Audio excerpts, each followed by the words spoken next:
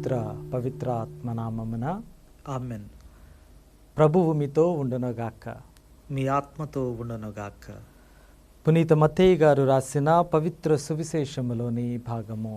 ప్రభువా మీకు మహిమ కలుగునుగాక.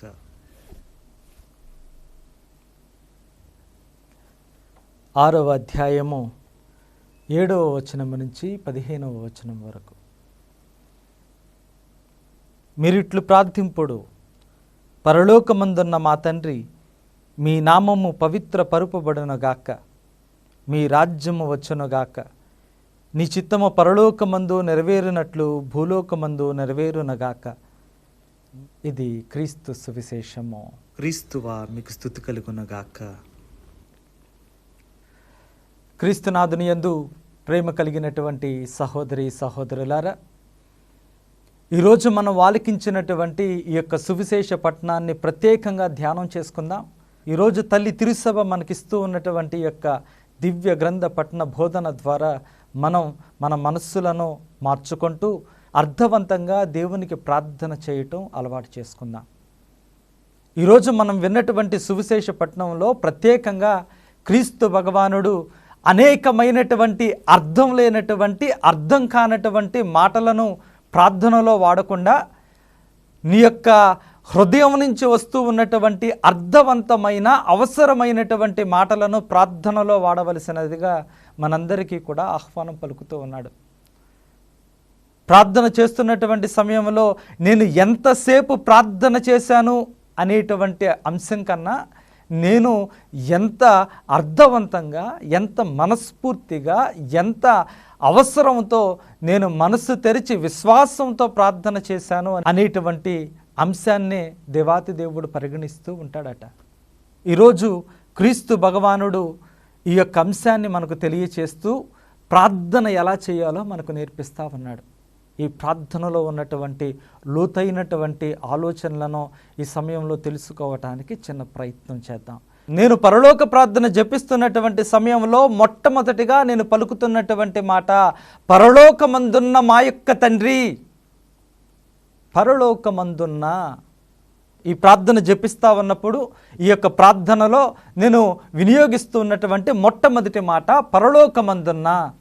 అంటే నేను మనస్ఫూర్తిగా నమ్ముతూ ఉన్న ఒక క్రైస్తవుడు, ఒక క్రైస్తవ విశ్వాసంలో ఎదుగుతున్నటువంటి బిడ్డ నిండైనటువంటి విశ్వాసంతో ఈ యొక్క మాటను పలుకుతూ ఉండాలట. సంపూర్ణమైనటువంటి మనస్సుతో ఈ యొక్క సత్యాన్ని నమ్మాలట. ఏంటి అంటే ఈ లోకములో జీవిస్తున్నటువంటి మనము ఈ లోకములో మరణించిన తరువాత మరులోకము కలదు.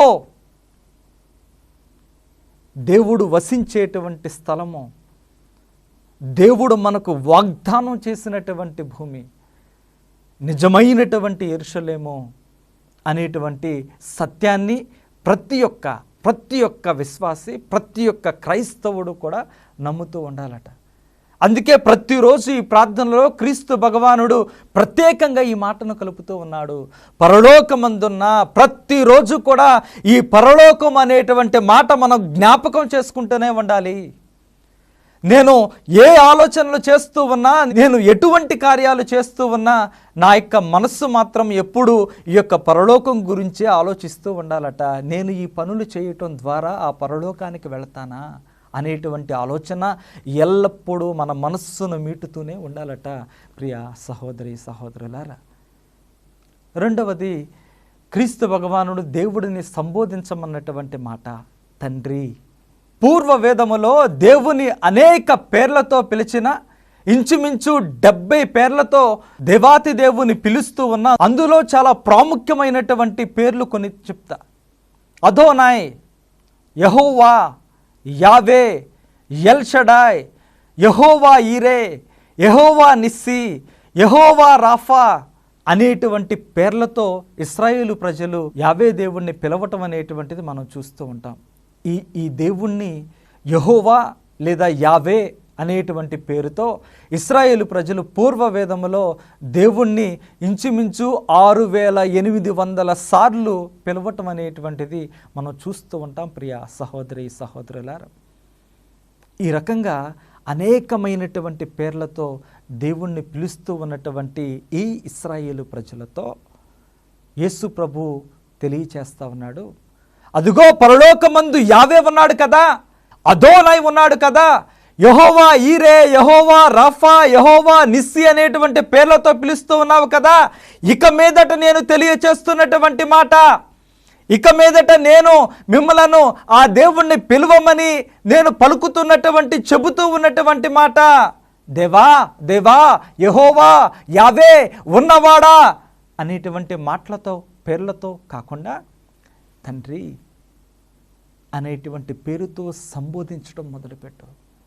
ఎందుకంటే నీవు ఆయన క్రింద, ఆయన సృష్టిలో భాగమైనటువంటి ఒక సాదా సీదా జీవివి కాదు, ఆయన ముద్దుగా తయారు చేసుకున్నటువంటి ఆయన బిడ్డవు. కాబట్టి నీ దేవుణ్ణి నీవు పిలిచినటువంటి సమయంలో ఎప్పుడూ కూడా తండ్రి అని పిలవటం అలవాటు చేసుకో అని క్రీస్తు భగవానుడు మనందరికీ కూడా నేర్పిస్తూ ఉన్నాడు. ప్రియ సహోదరి సహోదరులారా, పరలోకమందున్న మా యొక్క తండ్రి అనేటువంటి మాటలో పరలోకమందున్న అనేటువంటి మాట గురించి విన్నాం, తండ్రి అనేటువంటి మాట గురించి విన్నాం. మా యొక్క అనేటువంటి మాటను ఒకసారి జ్ఞాపకం చేసుకుందాం. యేసు ప్రభు ఊరికే మా యొక్క అనేటువంటి మాట వాడలేదు అక్కడ. మనం జాగ్రత్తగా చూసినట్లయితే ఆ యొక్క పరలోక ప్రార్థనలో పరలోకమందున్న మా యొక్క తండ్రి నీ నామము పూజింపబడునుగాక, నీ రాజ్యము వచ్చునుగాక, నీ చిత్తము పరలోకమందు నెరవేరినట్లు భూలోకమందు నెరవేరునుగాక అనేటువంటి మాటలు వాడుతూ తండ్రిని సంబోధించినటువంటి సమయంలో నీ అనేటువంటి మాటను వాడుతూ ఉంటారు. అదే ప్రార్థన చేస్తున్నటువంటి సమయంలో మాకు కావలసిన ఆహారాన్ని, మా అప్పులను క్షమించండి, మమ్ములను శోధనలో పడనివ్వ, కానీ మా అనేటువంటి మాటను వాడమని తెలియచేస్తూ ఉంటాడు. పరలోకమందున్న నా యొక్క తండ్రి కాదు, పరలోకమందున్న మా యొక్క తండ్రి. ఎంత అద్భుతమైనటువంటి మాట అంటే, క్రీస్తు భగవానుడు ఈ క్రైస్తవ ఆలోచన విధానం, ఈ క్రైస్తవ జీవితం ఎలా ఉండాలో ఈ మాటతోనే మనకు తెలియచేస్తూ ఉన్నాడు. ఈ యొక్క క్రైస్తవ సత్యాలను తెలుసుకుంటున్నటువంటి క్రమంలో, ఈ క్రైస్తవ విశ్వాసంలో నడుస్తున్నటువంటి సమయంలో నేను ఈ యొక్క ప్రయాణం చేయవలసినది ఒంటరిగా కాదు, సమూహంగా సంఘంగా చేయాలని మనందరికీ కూడా తెలియచేస్తూ ఉన్నాడు. మన యొక్క ప్రార్థనా జీవితం, మన కుటుంబ జీవితం అంతా కూడా ఈ యొక్క ప్రార్థనలు చేస్తున్నటువంటి సమయంలో సమూహంగా సంఘంగా చేసినప్పుడే నిజమైనటువంటి బలం అనేటువంటిది కనపడుతుందని క్రీస్తు భగవానుడు మనందరికీ కూడా తెలియచేస్తూ ఉన్నాడు. ప్రియ సహోదరి సహోదరులారా, మన కుటుంబ జీవితాలను జ్ఞాపకం చేసుకుంటే ఈ యొక్క కుటుంబ జీవితాలలో మనకు అనేకమైనటువంటి కష్టాలు, అయ్యా భార్యాభర్తల మధ్య మాకు ఈ కష్టం ఉంది, అయ్యా మా బిడ్డలతో మాకు ఈ కష్టం ఉంది, అయ్యా మా యొక్క పొరుగువానితో, అయ్యా మా యొక్క తమ్ముడితో, మా అన్నయ్యతో ఈ కష్టం ఈ బాధ ఉంది, సహోదరునితో మనస్పర్ధలు ఉంటూ ఉన్నాయి, వాటిని తగ్గించేటువంటి కృపను, వాటిని తగ్గించుకునేటువంటి కృపను మాకు దయచేయి, క్షమించేటువంటి భాగ్యాన్ని మాకు దయచేయి అనేటువంటి మాటలు ఏది కూడా పరలోక ప్రార్థనలో మనం చూడం. ఎందుకంటే ఇందులో చాలా గొప్ప రహస్యం ఉంది. క్రీస్తు భగవానుడు మనందరినీ కూడా తల ఎత్తి దేవుని వైపు చూస్తున్నటువంటి సమయంలో మనందరినీ కూడా అడుగుతున్నటువంటి మాట, నీ పక్కన ఉన్నటువంటి సహోదరునితో ఏదైనా గొడవ అయినప్పుడు, మనస్పర్ధ ఉన్నటువంటి సమయంలో నీ కన్నులు పైకెత్తి దేవుని వైపు చూస్తా, పరలోకమందున్నటువంటి మా తండ్రి ఇదిగో ఈ నా సహోదరుని నేను క్షమించేటువంటి విధంగా చెయ్యి అనేటువంటి ప్రార్థన చేసేటువంటి స్థితిలో మనం ఉండకూడదట. దేవుడు మనలను ఏ విధంగా సృజించాడంటే, నా సహోదరునితో గొడవైనటువంటి సమయంలో, నా సహోదరుడు నా పట్ల ఏదైనా ద్రోహం చేసినప్పుడో, నేను నా సహోదరుని పట్ల ఏదైనా ద్రోహం చేసినప్పుడో నేను నా సహోదరుని మన్నించేటువంటి విధానం, నా సహోదరుని మన్నింపు అడిగేటువంటి విధానం రెండూ కూడా ఆ యొక్క శక్తిని ఇప్పటికే మనల్ని సృజించినప్పుడే దేవుడు మనలో పెట్టాడంట. అందుకే దేవుడు అంటూ ఉన్నాడు, నువ్వు దేవుని దగ్గరకు వచ్చినప్పుడు, తండ్రి దగ్గరకు వచ్చినప్పుడు నువ్వు అయ్యా ఈ కష్టం, ఇతనితో ఈ కష్టం, అతనితో ఆ కష్టం ఉంది అనేటువంటి మాటలు కాదు. ఆ పరలోక జపం నువ్వు జపిస్తూ ఉన్నటువంటి సమయంలో ప్రతిసారి కూడా జ్ఞాపకం ఉంచుకో, ముందుగా నీ పొరుగు వానితో సఖ్యపడి, వారితో నీకు ఎటువంటి గొడవలు లేకుండా నీవు సమాధానంతో అందరూ కలిసికట్టుగా వచ్చి అందరూ కూడా అయ్యా నీవు చెప్పినటువంటి విధంగానే అందరం ఉంటున్నాం, మేము చేయగలిగినటువంటి ప్రతి పని కూడా చేస్తూ ఉన్నాం, ఈ సమయంలో మేమందరం కలిసి నీ చెంతకు దేవా కలిసికట్టుగా సంతోషంగా సమాధానంగా వచ్చి మేము చేయలేనటువంటి పనుల కోసం ప్రార్థన చేస్తూ ఉన్నాం. అయ్యా నేనైతే నా నోటితో నీ నామాన్ని పూజిస్తా, నీ రాజ్యం రావాలని కోరుకుంటా, నీ చిత్తం జరగాలని కోరుకుంటా. నాకు చేతనైనటువంటి వరకు కూడా నేను నా మాటలతో చేతులతో దాన్ని చేయటానికి నేను ప్రయత్నం చేస్తా. అక్కడి వరకు నేను చేయగలను, నేను చేస్తా. మేమందరం చేయగలం, చేస్తాం. కానీ ఈ లోకమంతటా అది జరగాలి అంటే అది మాకు సాధ్యం కానటువంటి అంశమయ్యా. అది సుసాధ్యం కావాలి అంటే నీ కృప కావాలి. అది సుసాధ్యం కావాలి అంటే నీ యొక్క దీవెన, నీ యొక్క కృప ఎల్లప్పుడూ కూడా ఈ ప్రపంచం మీద ఉండాలి. అందుకే మేము మాకు సాధ్యం కానటువంటి అంశాల కోసం ప్రార్థన చేస్తాం. నీ రాజ్యం వచ్చునుగాక, నీ చిత్తం పరలోకమందు నెరవేరునట్లు భూలోకమందు నెరవేరునుగాక అనేటువంటి మాటలు పలుకుతూ ఉన్నప్పుడు నేను కేవలం ఈ మాటలను మాటలుగా కాకుండా దీని యొక్క భావాన్ని అర్థం చేసుకుంటూ నేను ప్రార్థన చేయాలి. నీ రాజ్యం వచ్చునుగాక. అబ్రహాముతో దేవుడు పలుకుతా ఉన్నాడు, అబ్రామో నీకు నేను పాలు తేనెలు జాలువారు దేశాన్ని ఇస్తాను. సంతోషమయ్యా ఇవ్వు. నీ జీవితంలో ఉన్నటువంటి లేమిని తీసివేస్తూ నీకు బిడ్డలను దయచేస్తాను.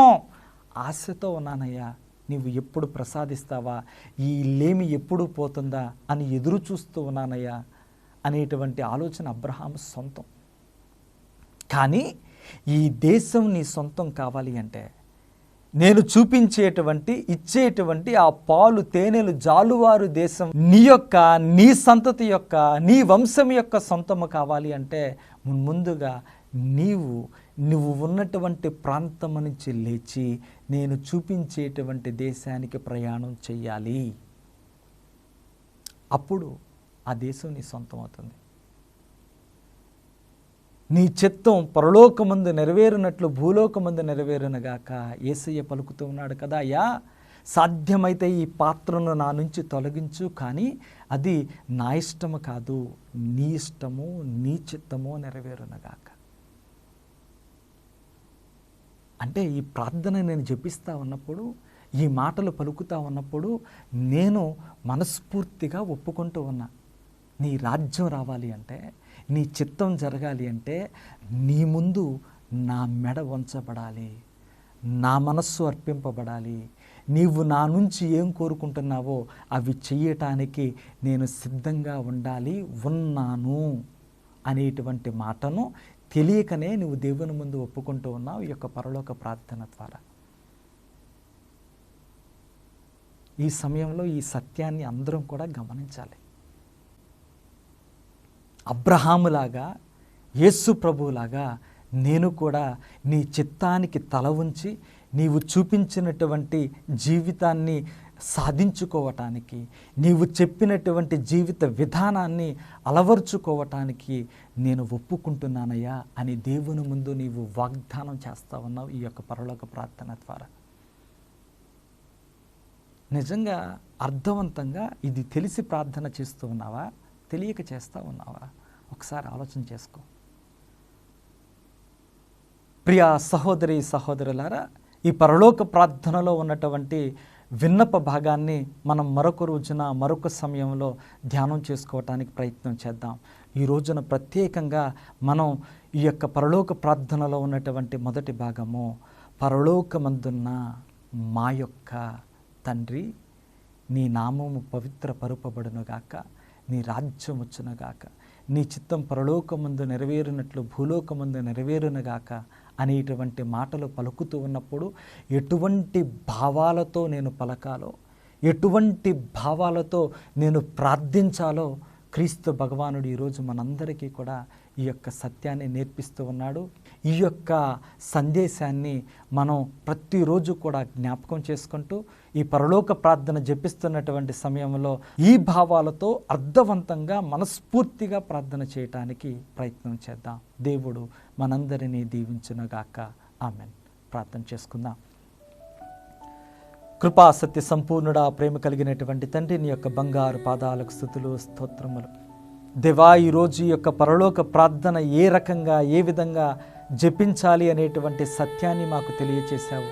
మేమందరము సంఘంగా నీ యొక్క రాజ్యము కోసం ఆశపడుతూ నీ యొక్క చిత్తం ఈ లోకంలో నీ యొక్క చిత్తం ఈ లోకంలో సంపూర్ణంగా నెరవేరాలి అని ఆశిస్తూ మేమందరము కూడా పరలోకం పైన ఆశను పెట్టుకుంటూ విశ్వాసంతో ఈ లోకంలో నీవు మాతో ఉన్నావు, నీ శక్తి నీ కృప మమ్మలను నడిపిస్తూ ఉన్నది అనేటువంటి ఆలోచనతో అడుగులు వేసేటువంటి భాగ్యాన్ని మాకు ప్రసాదించమని, ఈరోజు మేము చేస్తున్నటువంటి ప్రతి పనిని కూడా దీవెనకరంగా ఆశీర్వాదకరంగా నిలపమని ఈ మా మనవులను మా ప్రభు అయిన యేసుక్రీస్తు పవిత్ర నామంలో అడిగి వేడుకుంటూ ఉన్నాము తండ్రి.